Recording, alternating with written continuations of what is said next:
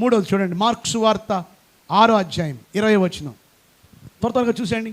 Mark సువార్త 6వ అధ్యాయము 20వ వచనం చూడండి, చదవండి. 6:20 అండి. ఎంతసేపు ఏంటండి? నేను చదువుతానులేండి అమ్మా. హేరోదియయు అతని మీద పగపట్టి అతన్ని చంపింపగోరెను గాని ఆమె చేత కాకపోయెను. ఎందుకనగా, అండర్లైన్ చేసుకోండి, ఎందుకనగా యోహాను నీతిమంతుడును పరిశుద్ధుడునగు మనుషుడని హేరోదు ఎరిగి అతనికి భయపడి అతన్ని కాపాడుచూ వచ్చెను. మరియు అతని మాటలు విన్నప్పుడు ఏమీ చేయను తోచకపోయినను సంతోషంతో వినుచుండెను. సో యోహాను ఎవరు అంటే ఆయన నీతిమంతుడును పరిశుద్ధుడును. సో రెండింటినీ క్లబ్ చేస్తే హోలీ మ్యాన్. చెప్పండి, ఎవరు చెప్పండి? ఆయన హోలీ. చెప్పాలి అందరూ, ఎవరైనా హోలీ, పరిశుద్ధుడు.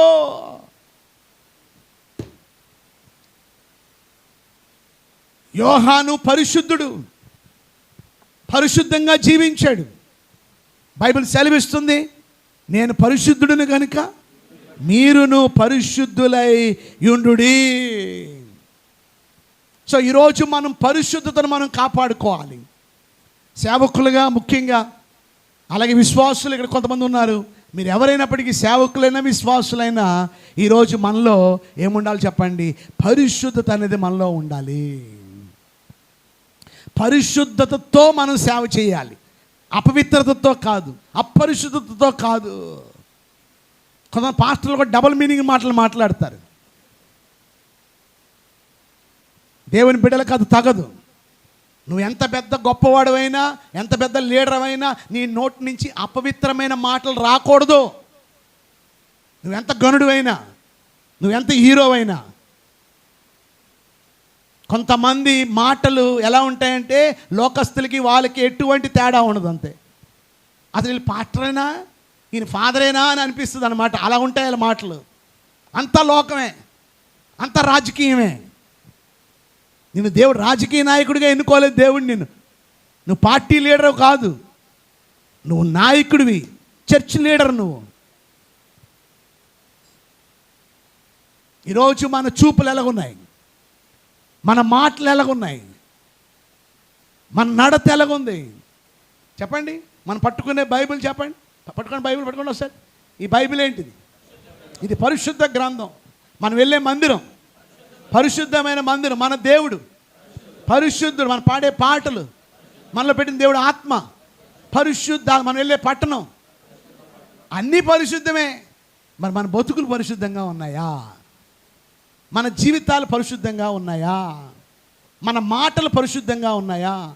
మన క్రియలు పరిశుద్ధంగా ఉన్నాయా? పౌలు గారు రోమాపత్రికలో పత్రిక రాస్తూ ఏమన్నాడు చూడండి ఒకసారి. రోమాపత్రిక 1:27 చూడండి ఒకసారి. రోమాపత్రిక 1వ అధ్యాయము 27వ వచనం. రోమాపత్రిక 1:27 చదవండి. అటువలే పురుషులు కూడా స్త్రీ యొక్క స్వాభావికమైన ధర్మమును విడిచి పురుషులతో పురుషులు అవంచమైనది చేయుచు తమ తప్పిదమునకు తగిన ప్రతిఫలమును పొందుచు ఒకరి ఎడల ఒకరు కామాత్పుతులైరి. అన్నది చెప్పండి అందరూ, ఒకరి ఎడల ఒకరు. ఏమన్నా ఆకలేస్తుందా? మరి కొంచెం గట్టి చెప్పండి. ఒకరి ఎడల ఒకరు. ఏమన్నా మిమ్మల్ని అంటున్నాను, కొంచెం గట్టి చెప్పండి. ఒకరి ఎడల ఒకరు కామాత్పుతులైరి. కామాత్పుతులంటే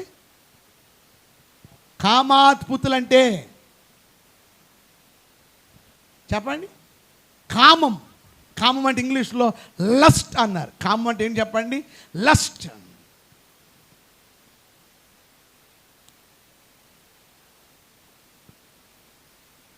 ఈరోజు దేవుని బిడలుగా ఈరోజు గమనించండి. ఈరోజు మనలో ఏముండాలి చెప్పండి? చెప్పాలి అందరూ. పరిశుద్ధత. నిన్ను ఎవరు చూసినా చూడకపోయినా యెహోవా కన్ను దృష్టి లోకమంతా సంచారము చేయుచున్నది. ఎవరు తప్పించుకోలేరు. కనుక ఈరోజు దేవుడు అద్భుతంగా బలంగా యోహాన్ని వాడుకున్నాడంటే గల కారణము అతడిలో ఉన్నది పరిశుద్ధత.